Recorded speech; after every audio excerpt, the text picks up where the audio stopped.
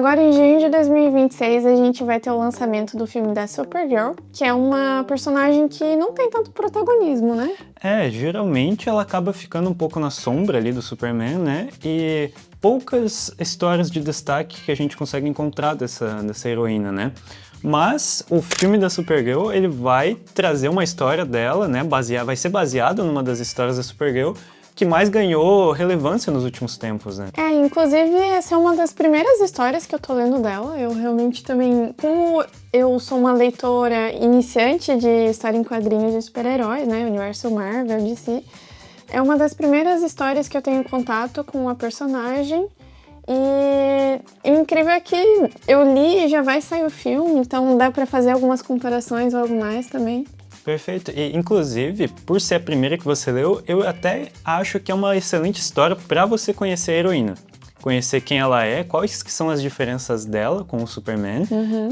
Porque o Superman tem disso, né? De ser aquele herói super solar, não que a Supergirl não seja, mas de ser a esperança acima de tudo, a pessoa que vai salvar tudo e todos, a máxima de justiça. E ela não. Eu acho legal que nessa história, pelo menos que a gente vai comentar aqui hoje, não deixam ela assim como uma cópia, o Superman feminino. Trazem uma personalidade toda dela, de como ela resolve as coisas, de como ela consegue manter essa esperança do Superman sendo do jeito dela, né? Sim, dá pra ver que ela tem uma personalidade bem definida ali, mas eu confesso que eu já senti algumas diferenças entre a história apresentada na HQ, né, em questão de personalidade, com o que eu vi no trailer do filme. Nos trailers do filme, né? Bem provável que a HQ ela seja o ponto de partida, mas que eles façam algumas alterações, né? Provavelmente lá o Lobo, né, que vai ser interpretado pelo Jason Momoa, nem chega a aparecer nessa HQ. Mas a HQ que a gente tá falando é Supergirl, Mulher do Amanhã, né? É a história escrita pelo Tom King e desenhada pela Wilkes Everett, né? E também colorida pelo Matheus Lopes, né? Cabe dizer, esses dois, essa dupla, né? A Wilkes Everett e o Matheus Lopes são brasileiros. Né? Então, o maior orgulho, acho que para todo mundo que lê quadrinho aqui e que gosta de quadrinho, é a gente ter aí um filme que vai ser baseado em uma história em que a gente tem brasileiros dentro da criação, né? Tom King já é um autor super renomado, né, de quadrinhos, já escreveu o Senhor Milagre ali na DC, história muito boa, e toda uma fase legal que foi feita do Visão na Marvel. Então ele já é um cara que já tem nome no mercado, né, mas a Wilkes e o Matheus, eles já são pessoas que a gente veio a conhecer por essa história, mas que depois descobriu que eles já escreveram outras histórias que a gente gosta, né, e desenharam e coloriram histórias que a gente gosta, né. A Wilkes mesmo, ela começou desenhando Luluzinha Teen, assim, que curiosamente são coisas que eu já li quando eu era muito criança e não fazia a menor ideia de que era a Wilkes que desenhava. E a Wilkes foi até indicada, né, acho que o Prêmio Eisner em 2025. Se eu não me engano, ela, assim que ela entrou pra fazer essa parte de ilustração pra DC, a primeira personagem que ela pegou foi a Supergirl também, né? Era uma série que, eu não lembro bem o nome agora, mas era uma série coletiva, assim, de várias heroínas, e a Supergirl era uma delas, né? E a Wilkes também, né? Excelente desenhista, assim, uma excelente percepção que ela tem da Supergirl, ela já tem uma história, né, com a Supergirl, isso que eu acho um máximo, assim. É alguém que gosta muito do que tá fazendo, da heroína que tá desenhando e que bota toda a alma daquilo que tá fazendo na página, né? Então, vocês estão até vendo alguns inserts que a gente tá colocando aqui na tela, mas você vê que a arte dela, assim, como ela consegue representar, né, a Supergirl, os alienígenas, assim, dá pra ver que ela captou muito bem a essência do que é essa heroína, né? E eu sou apaixonada nessa capa, ela é muito linda. A capa é maravilhosa com esse fundo preto, né? A gente tem essa edição de luxo aqui, né, que foi lançada, tem uma outra que eles colocam um hot stamping de sol aqui atrás, é douradinho, assim, fica bem bonito. Verdade, Acho que a edição de bolso que tá saindo agora tá saindo com essa capa com o dourado de fundo. E tem uma outra capa também, que é uma capa azulada, que é uma das capas variantes que tem aqui dentro. E todas maravilhosas, né? Mas, falando um pouco dessa história e o que a gente acha, né, depois de falar de todas essas pessoas envolvidas, essa história, ela começa de uma forma, assim, que é bem diferente, assim, do que pesado, pelo menos, assim, do que a gente tá acostumado, né? Com histórias de super-heróis solares, assim, como que vão envolver esperanças, né? A gente começa, então, a história a partir da visão da Ruth, que é uma jovem que tem o seu pai assassinado. No início eu até achei que já era a Supergirl narrando a cara ali, mas nos primeiros quadrinhos já mostra que a gente vai ver essa jornada pela visão da Ruth, né? E digamos que ela tá escrevendo isso do futuro. Exatamente, só que a gente vem a saber disso depois, né? Em alguns quadros, alguns balões de fala dela, em que ela fala que esse é um tempo passado, do qual ela já viveu, né? E eu acho muito legal, porque o texto é meio que quase, não é escrito em prosa exatamente, mas é como se fosse narrado uma epopeia mesmo, assim, né? Algo que é um acontecimento grandioso, uma jornada completa, né? E eu gosto dessa forma, desse ritmo de escrita ali, que a gente tá vendo, na verdade, como as pessoas enxergam a Supergirl nessa história. E não como, às vezes, ela mesma é protagonista da própria história. Né? Então a gente vai descobrindo a cara, a personalidade, a história de vida através da visão da Ruth, né? Pelos olhos da Ruth. E a Ruth, ela é uma adolescente, digamos assim, que teve o seu pai assassinado ali é um agente real que cita ali na história, o nome dele é Crane, dos Montes Amarelos. Basicamente, a história é voltada pra vingança que a Ruth quer ter ali, né? Por conta desse acontecimento, gerou um trauma muito grande, parece que ela era muito apegada ao pai. E ela meio que cruza caminho com a Supergirl em um momento ali. Em que ela tá tentando contratar alguém pra ir atrás do assassino do pai dela. Porque ela tem noção de que ela não seria párea pra ele, né? Enfim, a Ruth vai em uma taverna em busca de um guerreiro ali. E ela, consequentemente, encontra a cara que, por coincidência, estava comemorando seus 21 anos ali naquele planeta de Sol Vermelho. Então... que o Sol Vermelho enfraquece, né, os kryptonianos. E isso eu acho genial, assim, porque... eles ficam super fortes, né, na Terra por conta do Sol amarelo, né? Então, teoricamente, bebida alcoólica não faria nada no sistema então, dela. Procura um planeta com Sol vermelho para que ela enfraqueça. E tome um porre, Então não porre, esqueça das mágoas, dos traumas. Isso que é legal, porque aqui a gente já, nos primeiros quadros, a gente já vê qual é a diferença dela pro Superman, assim, que é o cara super corretinho, que é o cara centrado. Não, ela quer comemorar tomando um porre sozinha e ficando na dela, sabe? Mas pra frente a gente vê também que ela tá com um sentimento muito grande, assim, no peito e quer descarregar, né? Tipo, afinal, esquecer um pouco desse peso que ela carrega ali. Que é o que dá todo esse pano de fundo e graça pra história também, de como que a gente vai construindo, né? Vendo como essa personagem é construída ao longo dessa história.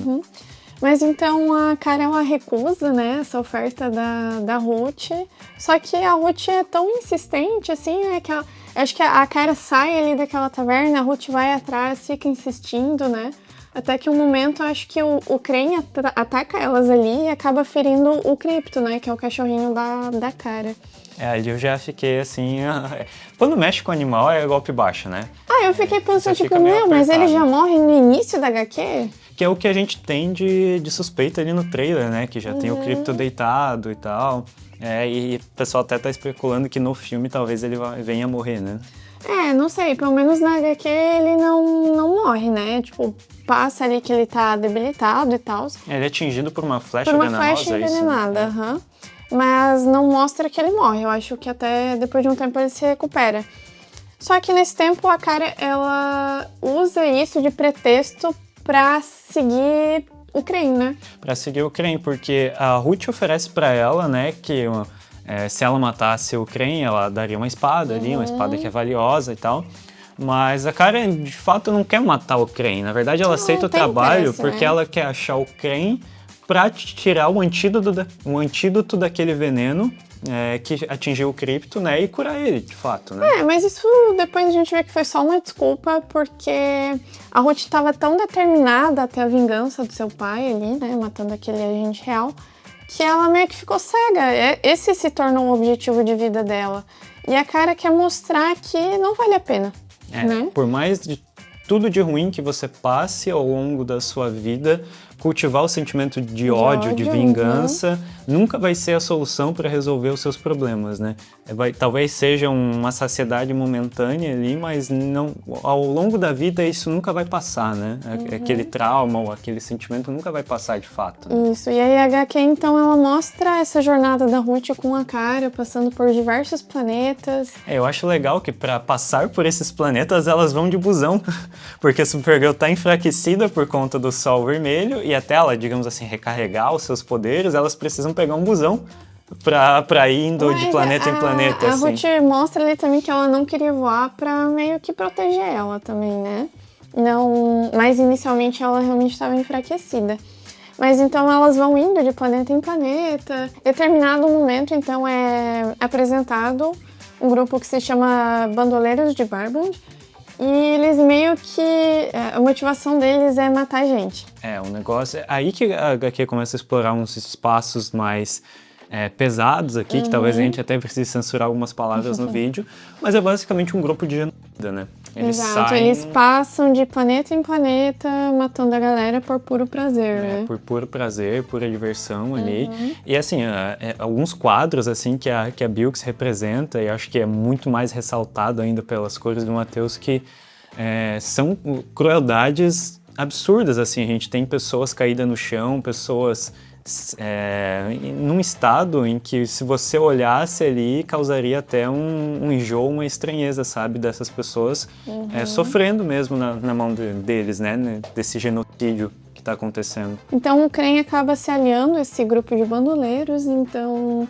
E aí você já vê a combinação, né, um cara que é um assassino ali, é sangue frio, se reunindo ao maior grupo de assassinos da galáxia. Então ele tá aí vagando pelo universo, de planeta em planeta, e a jornada delas é basicamente encontrar ele, né, e ter a tal vingança, né? A gente percebe que a estrutura dessa história ela é muito simples, no fim das contas, assim, apesar de temas delicados, né, que ela trata. Traz temas delicados, mas no geral eu acho que é uma jornada, é a narração de uma jornada, assim, de como a Supergirl não exatamente salvou o dia, mas como a Supergirl salvou, talvez, uma pessoa de ser corrompida por aquilo que ela pelo ódio, né, por aquilo que ela mais temia, né, que é aquela vingança ou aquele sentimento de crueldade, né, que ela cultivava por conta do trauma dela. Com o tempo, dá pra ver que a Ruth vai nutrindo esse ódio, porque afinal ela tá vendo tudo que esses planetas e essas populações estão passando ali.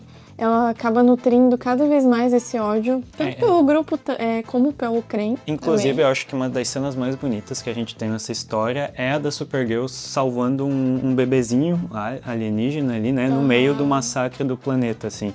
É uma criança que acabou ficando sozinha, né, super bebê, não tem mais pai, não tem mais mãe, não tem mais sequer, talvez, alguém da própria espécie para contar. E a Supergirl, como essa heroína aí sendo transformada como solar e esperançosa, salva essa criança como a última esperança dessa raça, talvez, sabe? Eu acho interessante que talvez ela se coloque no lugar porque o trauma dela de ver o próprio planeta ser destruído acaba trazendo essa empatia, né? Criando essa personalidade dela empática e bondosa, né? Sem olhar a quem. Porque ela já esteve nessa situação, ela sabe o que é perder uma família, perder os conhecidos, amigos, familiares.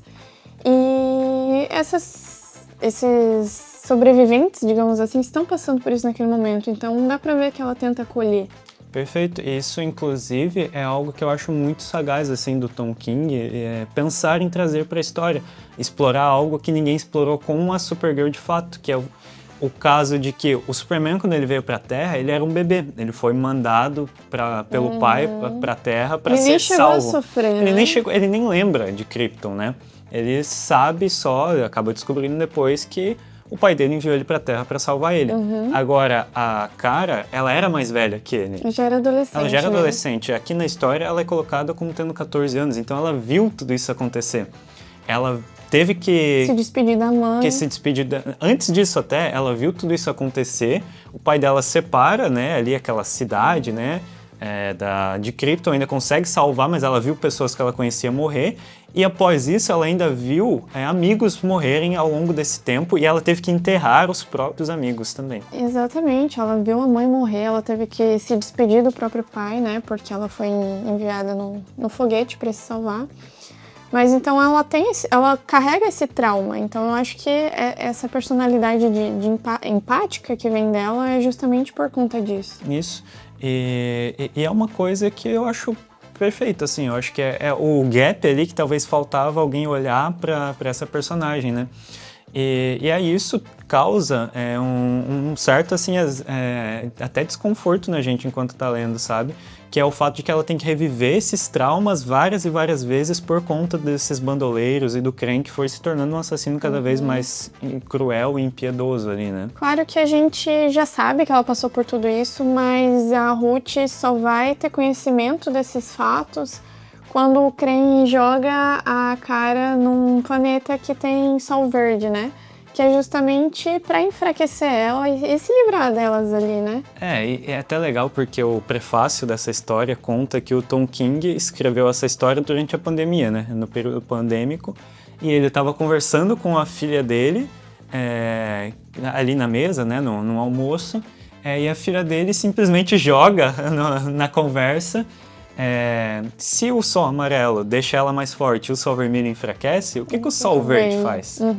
E é até legal, porque a Kryptonita enfraquece eles, a Kryptonita é verde. Então talvez o sol verde faça eles ficarem mais fracos ainda e sofrendo, agonizando mesmo, né? Isso, o amarelo fortalece, mas o vermelho, ele não é que ele deixa digamos assim, deixa eles vulneráveis, né? Mas como o pessoas verde, normais, isso, mas o verde de fato afeta demais, tanto que dito na própria HQ que esse planeta de sol verde foi criado justamente pro Kal-El, né, pra enfraquecer ali, porque, digamos assim, ele arrumava muita briga com a galera ali e criaram isso só pra dar uma nerfadinha Só pra nele. dar uma nerfada nele. E o mais legal é que ela fala que quando jogaram ele nesse planeta, ele durou só 45 minutos até ser resgatado pela Liga. Foi resgatar, né? E aí ela é obrigada a passar um dia inteiro nesse planeta. 10 horas. 10 horas. Meio-dia que seja, então, né? Até esse sol verde se pôr, Até se pôr, né? E ela fica ali agonizando, ela chega a delirar de tanta dor. E ela aguenta. E quando ela sai de lá, é muito foda. Que aí você coloca essa heroína assim, ó, no pedestal que ela merece. Ela sai de lá falando assim, 45 minutos. Foi só isso que ele durou, 45 minutos. Ela fica puta. E ela sai arregaçando todo mundo depois disso, assim, a cena foda, assim, pra mostrar o quanto ela é foda mesmo. Mas essa coisa de a filha do Tom King ter comentado sobre o Sol Verde e ele conseguir desenvolver isso no capítulo, eu acho que também fala muito sobre a própria história em si, né? Que é o fato de que, no geral, é um adulto ensinando pra uma criança, né? Como a vida como é o bem e o mal, aquilo que você deve ou não fazer. Porque o Tom King ele até fala que queria escrever uma história que a filha dele pudesse ler, já que a relação com a filha e com os filhos que ele tem, né, é muito próxima. E eu sinto muito essa aproximação familiar, né? Então eu acredito que a HQ inteira, né, é um pano de fundo, mas passa essa jornada inteira tentando ensinar pra Ruth que no fim o ódio não vai resolver essa dor que existe dentro dela, né? Isso, e a gente vê que também então no fim é muito uma história mesmo escrita de pai para filho, né? Porque até mais pra frente lá no final a gente vai ver que a Ruth tá mais velha, né? E que ela tava narrando a história a partir desse momento, né? E a Supergirl tá intacta, né? Muito por conta do sol amarelo, né? Que mantém ela rejuvenescida e mais forte, né? E o que elas vão fazer é libertar o Krang, que estava preso lá na Zona Fantasma, né? Ele ficou preso lá, acho que por volta de uns 300 anos. E ali nos primeiros 100 anos, elas até falam que ele ficou super injustiçado, tentando achar um jeito de escapar ou até de conseguir um julgamento justo por aquilo que ele causou, né? E aí, imagina, até se a gente tivesse os maiores ditadores da Terra querendo um julgamento super justo por tudo aquilo que eles causaram de ruim e ficar só ali de boa atrás de uma cela, né? Mas que a partir do segundo século que ele ficou lá, ele começou a refletir sobre as atitudes, tudo aquilo que ele tinha causado, E agora, perto do final, ele se arrependeu. E ele pensou muito sobre tudo aquilo que ele causou, né? E elas vão lá e soltam ele, né? De fato, da Zona Fantasma. E ele já tá todo velho, carcomido, né? Acabado mesmo, não tá mais naqueles tempos gloriosos que ele tava, né? E o que ele faz é pedir desculpa pra elas, né? Ele fala que pensou muito sobre a Ruth nesse tempo e que muito. se arrependeu, né? E nesse momento de redenção, então, elas tiram a vida dele, né? E aí eu acho que mostra muito do que realmente é o ensinamento dessa HQ, que talvez que o Tom King quisesse passar pra filha dele naquele momento, ali, pros filhos dele no geral, né? Que assim, até a pessoa mais déspota, né, da história, a pessoa que mais cultivou o mal e que fez muitas pessoas sofrerem, é uma pessoa que não conseguiu manter esse sentimento durante a vida inteira, né? É uma pessoa que mostra também, né, o quanto você querer subir em cima dos outros ou querer a todo custo. Também te traz muito sofrimento. Também te traz muito sofrimento, principalmente quando você para pensar nisso, né? Eu acho que isso até é parecido com o que a gente comentou no nosso último vídeo de Caçador de Marte, né? Sim, né? Sobre, às vezes, a gente querer tratar problemas muito complexos com soluções que partem ali do ódio, né? Aqui na história eles faziam isso tudo muito por prazer, mas que, acima de tudo, esse sentimento ele não consegue perdurar e você não consegue tirar ele da cabeça, né? E aí é um ensinamento muito bonito, né, que eu acho que a gente vai acabar vendo no filme da Supergirl também, né? Se você se interessou pela história e quer comprar a HQ, a gente vai deixar o link dela ali na descrição. É uma história que vale muito a pena e realmente serve de preparação, né, para o filme. E também, se você está vendo esse vídeo depois do filme ter estreado, vale muito ver de onde que veio as inspirações para esse filme, né? Então, se você gostou desse vídeo e quer ver mais das nossas conversas, principalmente sobre o filme que a gente vai assistir logo mais, se inscreve e deixa o seu like também. Valeu!